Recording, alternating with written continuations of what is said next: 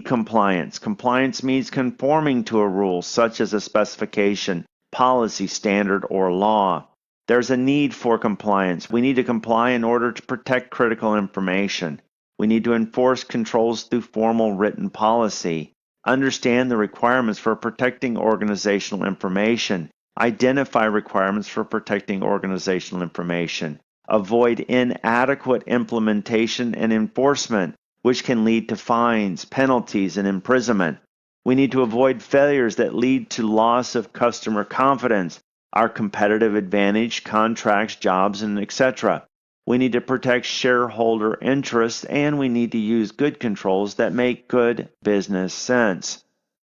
From a regulatory compliance standpoint, remember all regs, policies, and so forth are considered risks because we may have a risk of not being compliant.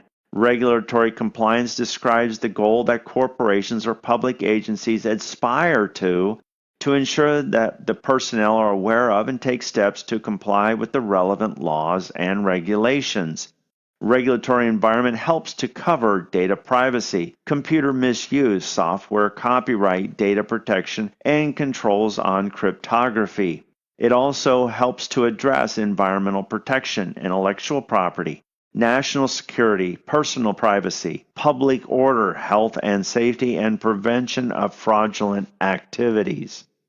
Again, going back to compliance, looking at auditing, because auditing is one of the tools we use in order to ensure that we are compliant. Audits are performed to ensure compliance to contracts, regulations, and laws, and assist in detecting abnormal activities. Audit provides information on the types of unauthorized activities that it finds, and the person or processes involved in the activities.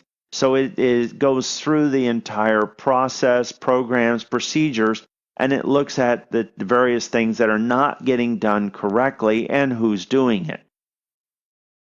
Some examples of standards and guidelines manuals are as follows. Remember, we talked about COBIT.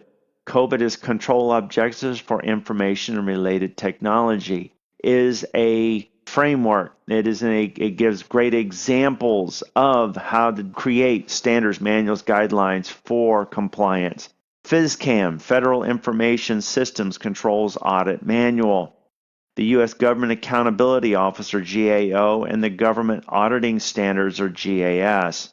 The GAO PCIe, again, looking at credit card industry, so Financial Audit Manual. And then finally, the ISO 27000 series. And trust me, there are many, many volumes in the 27000 series.